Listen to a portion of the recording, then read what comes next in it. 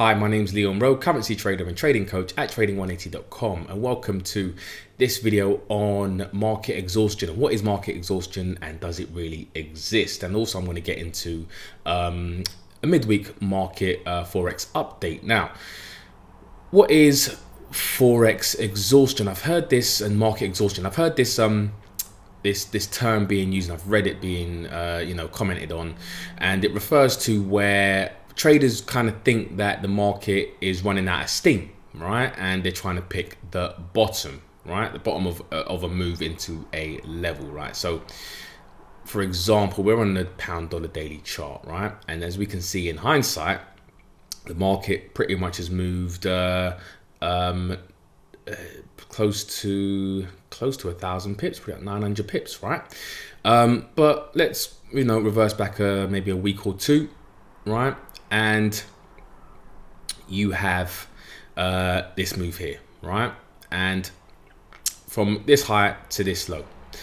And what traders were looking at is a level where, there was some sort of support and resistance, lined up at this area potentially.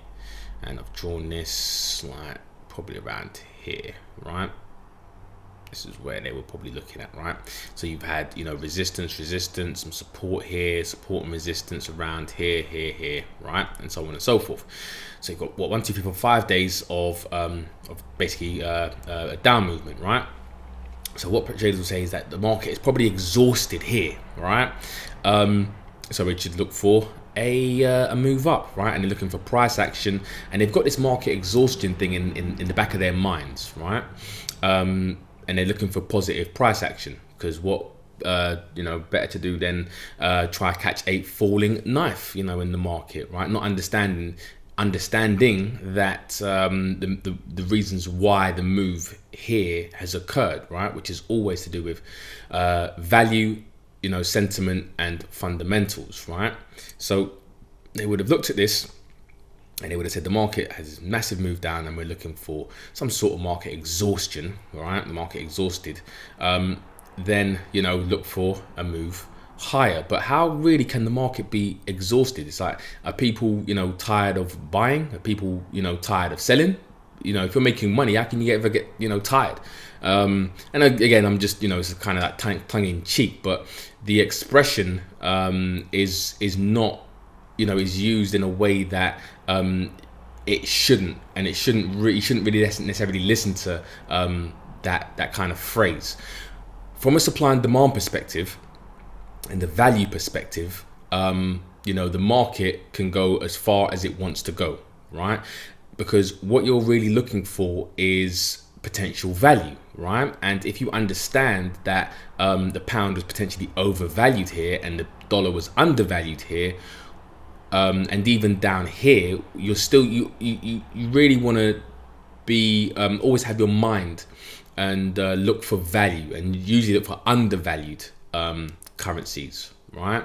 So that here, right, it was undervalued, and here at the moment we don't know whether it's overvalued or anything like that, right? But what we do know is that this is definitely undervalued, right, because of the move down. And again, if you don't know what I'm talking about, I have an introduction into supply and demand video, which I'll link in the description box below or in the top right hand side, and I explain why highs, lows, lower highs and higher lows are areas of potential value. And I know that for sure this is the definite area of undervalued, considering the way that the price moved down here. Now, there were a lot of traders who would have, again, going back to this market exhaustion thing, thinking to themselves, oh, let's end up buying because the market is exhausted. Nope, no such thing. And as we know, the market continued going down. Now, even at this point right here, is the market exhausted? The market can keep going down, right? It can keep going down from here, right? Because we're looking at value, right? And what derives value? There are certain fundamental things and sentiment things that will derive value, well, mainly fundamentals, to be fair, right?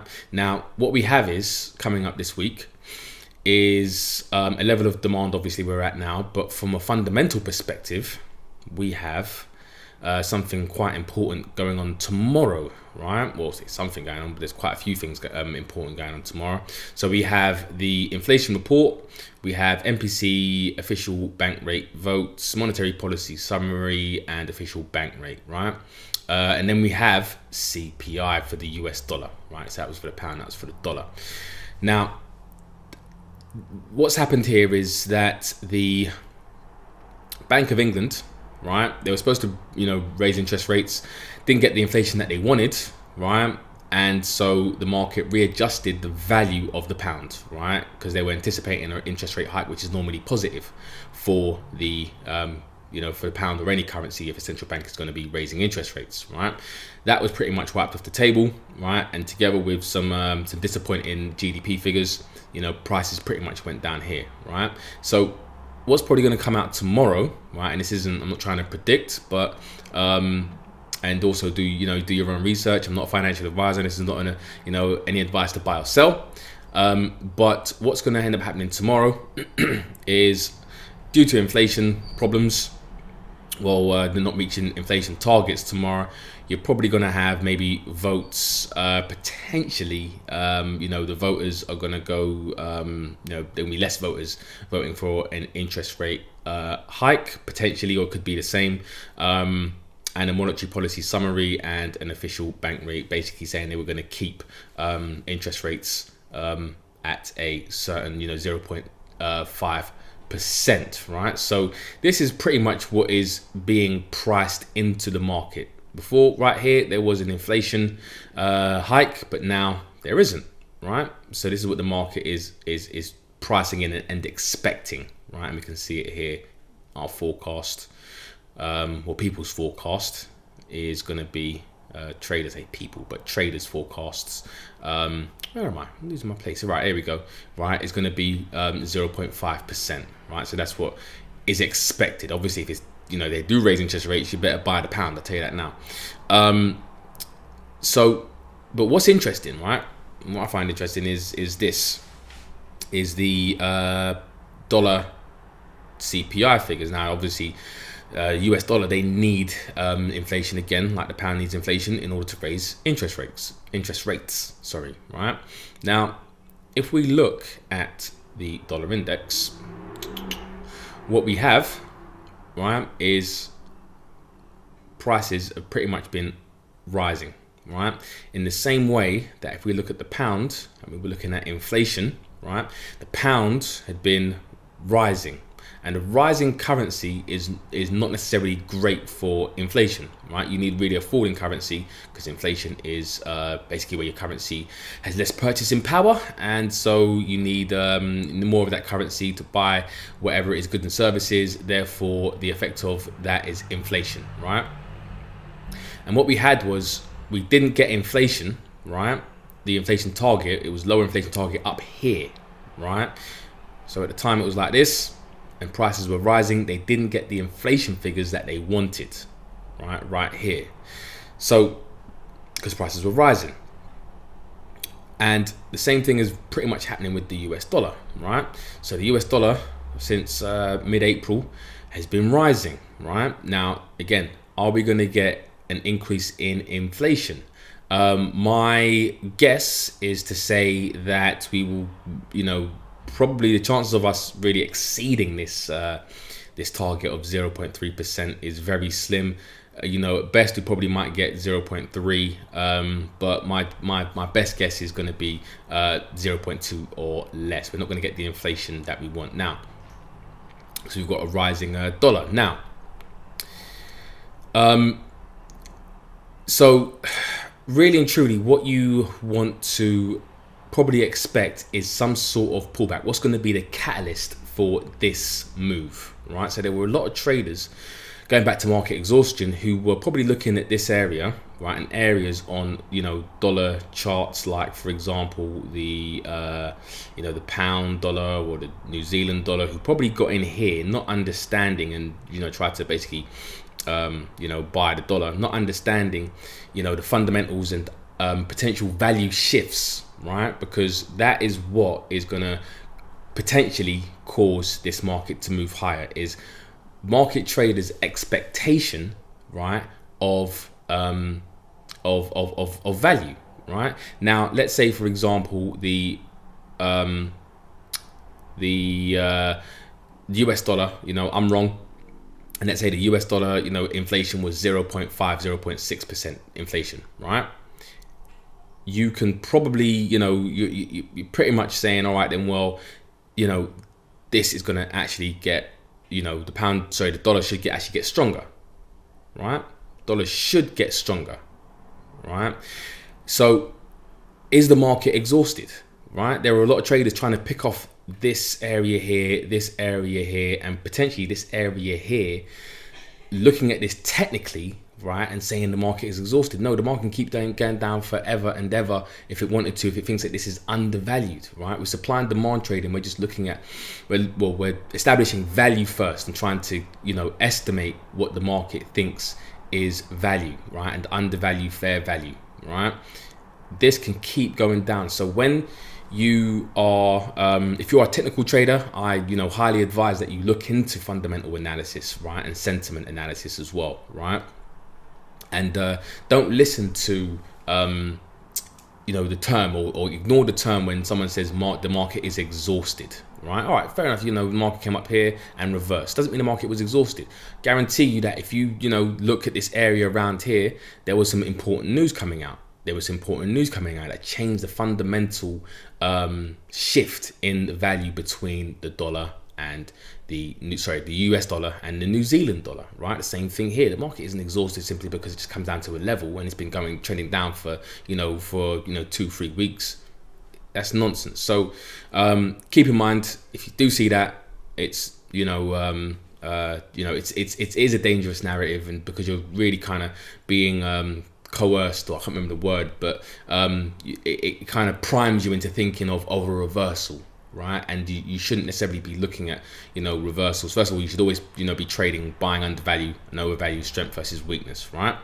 So that's what I wanted to say. I know it was a bit maybe long-winded, but hopefully you got something out of that. Market exhaustion doesn't exist, by the way, and that's the answer to the question, right?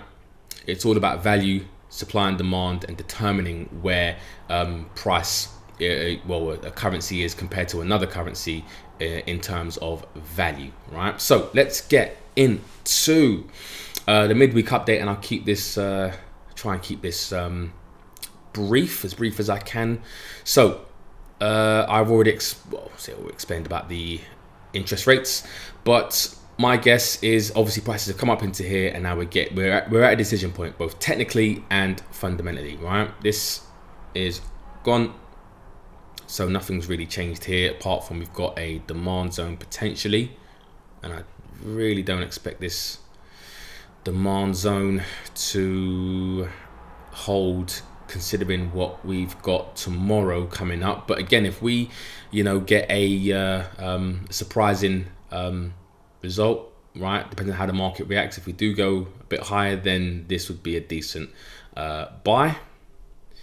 But if we don't get the result that we or we do in many respects get the result that we expect, which is basically inflation to be lower than forecasted, then I wouldn't necessarily expect this demand zone to hold. I would expect a repricing and revaluing of the dollar, and simply because it kind of puts the Fed's dot plot potentially, because they've forecasted, I think, another 2 or 3, I think it's another 2 interest rate hikes, and if they're not getting inflation, then they can't hike, or it would be silly of them to hike economically. So you could see a repricing of the dollar, and also we've really come up, you know, this massive move without actually no kind of pullback or anything like that. So technically we're due for a pullback. Come up into a level of supply, and the dollar index is potentially looking for a down move. That would be my guess, right? So again, we don't trade the Dow Jones index. We just look at this as for dollar strength, and what we're looking for obviously is correlating levels of supply and demand on this. So we're at a level of supply at the moment. We've put in a doji candle, and then what we want to do is look for supply zones on the dollar yen, dollar pair, any of the dollar currency pairs, for a potential short if we're looking to short this, right? But is this a short now?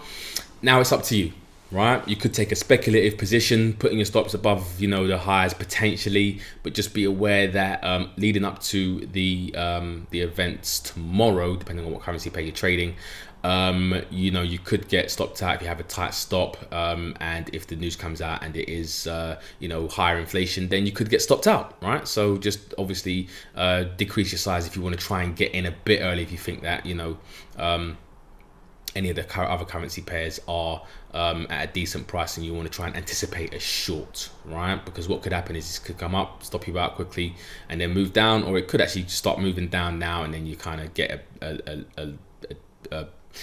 what would you call it, a non-advantageous price, or the best price in the world, or you just want to wait for the news event, you know, tomorrow and trade when everyone else is trading. You know, there's always two options. You can always re-enter if you lose the first trade, right? So going on to the dollar yen, right? Again, we're up into this supply zone, right? We've got this demand zone, which actually looked like it worked, and this is probably due to Donald Trump's nuclear thingy bob. My brain's gone blank. With Iran, with these some sort of sanctions or whatever he's doing. So seems positive. Risk is on at the moment, so the yen doesn't do well in a risk on environment. So this actually worked out. If you were looking at a lower time frame, this is what you were kind of looking at, right? Any kind of buy trades and to that.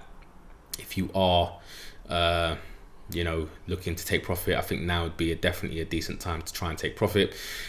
Again, based on tomorrow, we could see move up or potential move down from this supply zone here, and this would be your first area.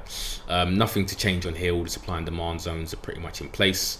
Again, dollar Swiss, and if you notice, all the dollar pairs have come down into, you know, will come up into quite critical levels of supply or demand, depending obviously whether the dollar is the base or the quote currency, right? So everything is kind of waiting, right? So dollar Swiss, we're waiting at a supply area. On the dollar yen, we're waiting again at a supply area. So now potentially a short, right? Or this is going to be a first long. Again, just keeping in mind the tomorrow's events. Dollar CAD.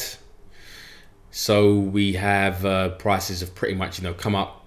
This supply zone has pretty much held, and now we're, you know, on the way down potentially. And again, this could really follow through again, depending on tomorrow's inflation results for the CAD. As the I think the dollar the oil is up. If I'm not mistaken, I think it's reaching not all-time highs, but I think it's past $70 a barrel marks, which is positive. So it's always positive for the Canadian dollar. So we could see, you know, more of a move. And as we did get this move up, technically this is a level of demand. But again, I you know, use that loosely, by the way. Well, it could be again if we get the result, if there is higher inflation coming into the US dollar, then this could be a decent buy, right? New Zealand dollar, US dollar, we're seeing this prices react, right? And prices really are reacting simply because traders are probably taking profit, positioning themselves as well for tomorrow's big day, right? Inflation report, right? So you're getting, if you've sold from up here, you're gonna have to buy to exit. So we're looking at probably just people taking profit.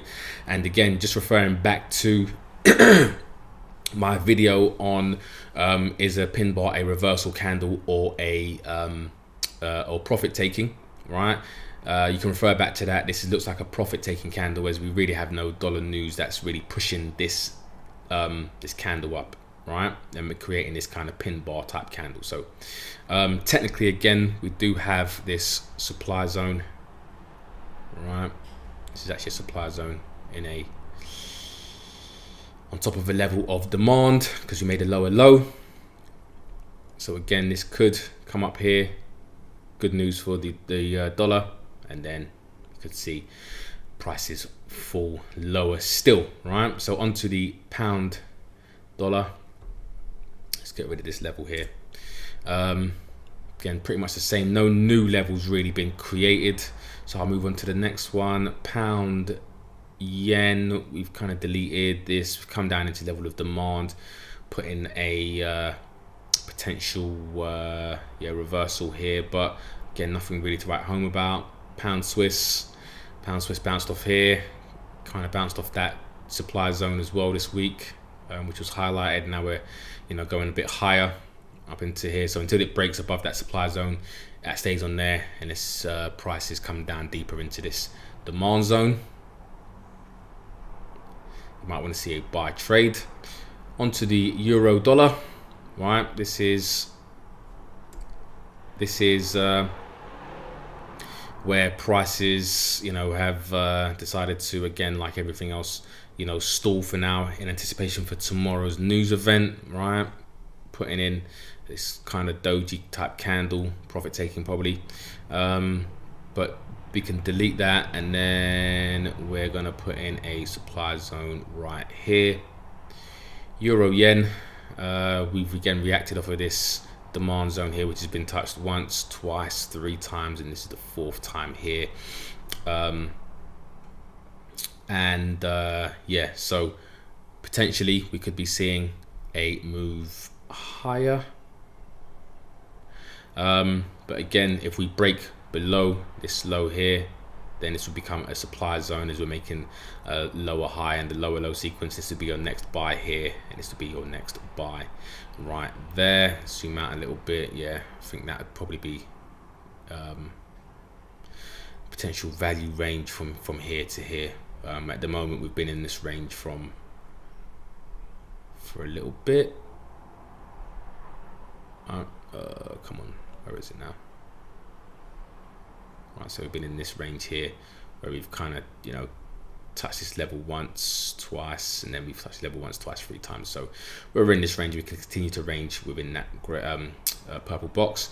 Euro pound broke through this. Was looking at this level here, but no price action suited my fancy. But this is more now where I want to be a potential buyer, right? And this, I did this on Sunday, where I said that you were potentially buying at the high if this was the range, and now we've come down into this fair value area. I'll be looking for any kind of buy trades around here or here, right? That's just me personally. Again, this is not financial advice, right? It's not a definite. I'm not definitely going to buy. I'm looking for the right type of price action, plus some other things as well, which you can learn on my course, by the way. Shameless plug, but you can learn on the course on the trading180.com website, right? And to get a much more in-depth knowledge of why of what I'm looking for really in areas of supply and demand from a fundamental and a psychological perspective as well, right?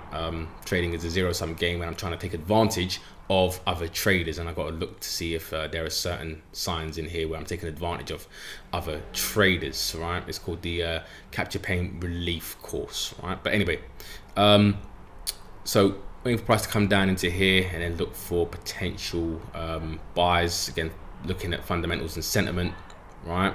If not, then it's going to be around here. Euro Swiss, price didn't come down to any kind of level, but if we do create a higher high, then this becomes a level of demand, right? But for now, if I'm buying the euro, then this is going to be the first area here.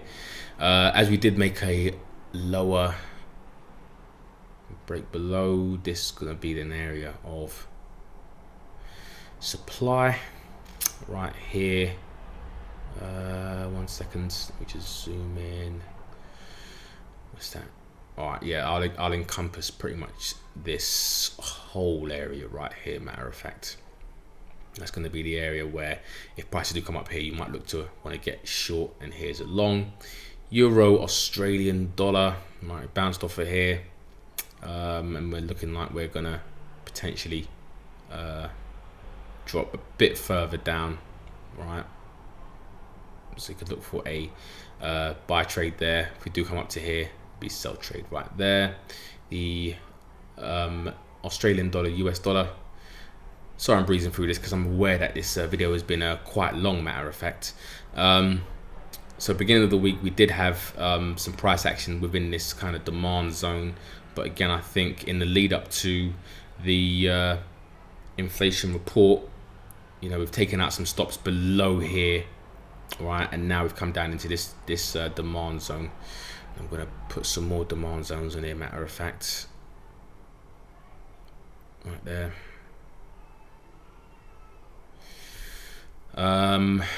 Let's see, there is one here as well. Right, so we've got a bit of a cluster around here, and then we've got probably one down here as well. And the absolute low, which is right here. So we've got a cluster of zones around here. So we've hit the top of this zone, right? So we could potentially, again, this could be a move up depending on what happens tomorrow. And then we got finally the Australian dollar, Japanese yen, and we did break below, and now we're pretty much coming up, right? From the top of this demand zone, you're looking at potential buy, and this is your first area where you'd be looking to sell. But again, just be aware that this is a risk currency pair, so risk on or risk off needs to be considered before taking a trade. So hopefully you enjoyed the midweek update. Remember, there is no such thing as market exhaustion. Get that out of your head. Don't you know, listen to anyone who says market exhaustion. There's got to be a rhyme and reason behind it, and the rhyme and reason really is supply and demand and value, right? That's all that matters, and trying to identify undervalued currencies, right, compared against another currency. So don't forget to please like and subscribe to the channel. If you have any comments, make sure you leave them in the section below. Yes, I think that's about it. And take care, and I hope you have a great trading week. So if you'd like to receive the best supply and demand Forex levels absolutely free, click on the link in the description box below, enter your email address, and we'll send you the levels that we have just analyzed in this video. You'll get all of the major Forex currency pairs, and you'll get regular updates and never miss a Forex trading opportunity.